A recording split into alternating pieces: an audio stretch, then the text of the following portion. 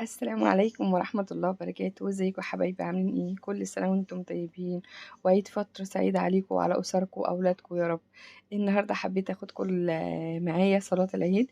زي ما احنا شايفين ده جامع عمرو. ده أول جامع في أفريقيا. ما شاء الله جميل جدا، هو تحس ان هو من جوه أكنك في الحرم. يا رب وعدنا ويوعدكم ان شاء الله نصلي هناك ونعمل العمرة والحج بإذن الله. زي ما انتم شايفين بقى كده، انا قلت ايه، يعني اخدكم معايا اوريكم الفرحة وفرحة الاطفال والهدايا واللعب وال والاب والام كده ما يبقوا معاهم بيبي صغير بيبقوا عاملين فيه ايه في اول يوم في العيد دوت، واخدينه يا عيني معاهم الصبح بدري. يعني انتوا زي ما انتم شايفين كده احنا لسه النهار بيقول يا هادي. يعني الاضاءة بتاعت المسجد لسه منورة. الوقت ده كانت حوالي الساعة 4:30 كده، 5 إلا. تمام. فاحنا قلنا نروح بدري عشان نكون في مكان قريب من المسجد. عايزه اقول لكم ان مساحه المسجد دي كبيره جدا. وسبحان الله المسجد جنبيه اللي هي كنيسه ماري جرجس. الساحه بتاعه الكنيسه بيبقى فيها ناس مصلين لصلاة العيد. بصوا زي ما انتم شايفين، زي ما قلت لكم الأطفال كله بقى بلبس العيد بتاعه والهدايا وانا كنت حاسه ان كأنه اول يوم العيد، كان في بومب وصواريخ كتير قوي. رغم ان ده مش بتاع العيد، انا عارفه البومب رمضان. بصوا البلالين بقى مع الاطفال حلوه ازاي وجميله، وكل بقى لابس لبس جديد، لبس الوقفه والصلاه. دي حاجه اساسيه عندنا. العبايات وللرجاله الجلاليب البيضاء او الترنجات الجديده بقى، وكله بص الاطفال جميله جميله وكان اشكالهم وبصوا حاجه يعني تشرف ما شاء الله. وادي الهدايا اهي اللي هي اللي فيها الفاليوم. يعني دي انا كان نفسي اجيبها قوي، بس انا حسيت ان انا يعني الناس هتضحك عليا. بصوا ما شاء الله جميله ازاي، الوانها كمان مبهجه كده تحسسك بالعيد. بصوا خدوا بالكم، احنا اول ما ابتدينا الفيديو كانت الناس يا دوبك ايه، توته توته حاجه صغننه. والله فعلا حرفيا كل 3 دقايق تلاقي كميه ناس تيجي. عايزه اقول لكم ان في ناس كانت جنبي في الصلاه، جايه من اماكن سفر، اماكن بعيده. يعني هو فعلا لذة العيد والوقفة في جامع عمرو. والشيخ أو إمام المسجد كان زي العسل، وخلص صلاة جميلة، وكان كان بيضحك معانا، يعني بيتكلم كلام يخلينا نضحك وننبسط وقت الصلاة يا بعد الصلاة. وفضل إن يوم الجمعة كان وقفة وعيد، يعني وقفة وصلاة جمعة. تمام. فالحمد لله يا رب تقبل مننا ومنكم. بصوا بقى بيبتدي ايه النهار يطلع خالص اهوت، والاضاءه فوق المسجد يعني بتقل شويه بسبب نور ربنا. وفي منظر جميل قوي هتشوفوه اللي هو الشمس وهي بتشرق، يا على الجمال وعلى الحلاوه. سبحان الله اليوم كان جميل من كل حاجه، من فرحتي انا عن نفسي بالناس وهي ماشيه واشكالهم كده المبهجه وحلوه والوانهم الجميله، والاطفال يا على الجمال. وبين النهار والشمس وهي بتشرق، حاجة والله عظمة. سبحان من خلق، من سبحان من خلق. دول بقى البنات اللي كانوا معانا بيبتدوا يحطوا الحاجات اللي هنصلي عليها. بصوا بقى الشمس الجميلة بتدلع ازاي وهي طالعة من ورا المسجد. انا هجيبها لكم، يعني انا مستنية ان هي تظهر عشان اجيبها لكم. ما شاء الله كانت جميلة جدا. وكان في الصلاة او في مسجد عمرو ده كان في ناس مشاهير، كان على التيك توك وعلى اليوتيوب انا شفتهم.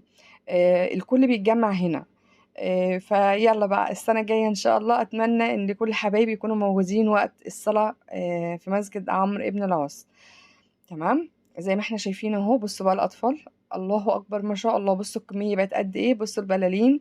بصوا يعني احنا كنا بنتكلم حالا والدنيا كانت لسه يعني فيها تراويح، احنا بنبتدي بقى نستعد للصلاه. كان امام المسجد ابتدى يقول لنا بصوا الشمس يا جماعه، الله اكبر ما شاء الله. منظرها جميل جميل، تحس ان هي كانت مدفيانا كلنا، وما كانتش شمس اللي هي بتلسع او تتعبكم، شمس جميله. اهو ابتدينا بقى نكبر وبنصلي التكبيرات بتاعة العيد والأدعية اللي كان بيقولها. اللهم بارك يا رب، عقبال ما نكون كلنا ورا بعض ومع بعض وجنب بعض في الحرم بإذن الله. أنا أحلى حاجة بقى من بعد العيد دي، بعد ما بيخلص الصلاة الأطفال بيبقوا زي العسل ما شاء الله. بص النور بتاع ربنا عامل ازاي. انا اول سنة اروح من بدري عشان اشوف النهار اول ما بيبتدي يطلع. بص الشمس بصوا الجمال، بصوا الشعاع اللي نازل منها على المصلين جميلة. اللهم بارك يا رب، ارزقنا الخير يا رب، ويفك الكرب عن كل الأمم اللي فيها كرب بإذن الله، بحق يوم يعني يوم العيد والفرحة على كل مسلم. بصوا الصلاة كلنا خاشعين ازاي، ما شاء الله، يعني بنتجمع على كلمة حلوة، كلمة ربنا، كلمة الله أكبر. ويا رب يا رب ما يشتت فينا حد أبدا. وادي اهو خلصنا الصلاة، وكل واحد بس الأطفال بقى وشالوا بقى الطرح بعد الصلاة، المكوى بقى يعني كل كوي شعره ويوم الوقفة. بصوا الزي والجلباب والإسدالات، حاجات جميلة، وألوان البلالين. وكان فيه هي برضو حاجات جميلة قوي، في بنات عاملة هدايا للأطفال بطريقة حلوة. يعني أنا إن شاء الله السنة الجاية هعمل الفكرة ديت. يا ربنا يدينا ويديكوا طولة العمر يا رب، ونكون مع بعض ونعملها من البداية للنهاية لحد التوزيع على الأطفال. كده بقى بصي قميلة يا ناس والنبي ربنا يحفظه يا رب. اهو بصوا بقى الصلاة كده انتهت، وهنبتدي ان شاء الله نرجع على بيتنا. واحنا راجعين على بيتنا، طب شفنا مين معانا؟ شفنا قمح. طبعا المصريين هم اللي يعرفوا قمح، او بتوع الكوره هم اللي يعرفوا قمح. شخصيه جميله جدا، لذيذ. كان جايب هدايا معاه للاطفال. ربنا يا رب يديه الصحه والعافيه. انا يعني ما طولتش قوي في التصوير، يعني انا كنت ماشيه خلاص. تمام، فان شاء الله هيجي دلوقتي وهتشوفوه. بصوا الجمال خالص يا العسل، حاجات جميلة والله. العيد ده فرحة للصغير وللكبير، وانا في نظري وانا كبيرة فرحانة زيهم بالظبط يعني. وفي فشار، يعني بوب كورن، في ناس واقفة بتبيعه. تمام، بصوا الالوان وبصوا العبايات والجمال، الناس فرحانة والله. احنا ناس شعب طيب، كل الشعب المصري والمسلم كلنا يعني بنصدق نفرح. يا رب يهل الفرحة على كل الأمم الإسلامية. وادي الفشار اهو زي ما قلت لكم. بصوا الكل كبير وصغير، وادي الأطفال الجميل القميلة يا أختي سكر دوت. بس في حاجة غريبة قوي، أنا شفت زي غريب قوي، أنا مش عارفة الزي ده بتاع إيه يعني، أو إيه صفته. فيعني لو حد شاف منكم الفيديو وشاف الزي ده يقول لي إيه ده، يعني أنا مش فاهماه ومش عارفة إيه ده. بصوا البلالين والأمهات بتجيب لولادها، وحاجة عظمة ما شاء الله. اهو بصوا الزي ده، هو ايه الزي دوت؟ يعني انا مش عارفاه ومش فاهماه. فلو فيكم حد بقى عارفه يقول لي ايه هو الزي دوت، او يخص ايه، او بتاع ايه. خلاص احنا خلاص كده داخلين على البيت عندنا. يعني في ناس كتير بتحسدني عشان انا بيتي جنب المسجد على طول، يعني مفيش فرق. اهو بصوا بقى الاطفال، بصوا بيشتروا ازاي، ووالدهم بيديله الفلوس علشان ياخدوا الهدايا اللي هي اللعب الجميلة اللي قدامهم دي. لا يا جماعة، فرحة العيد ما تتوصفش.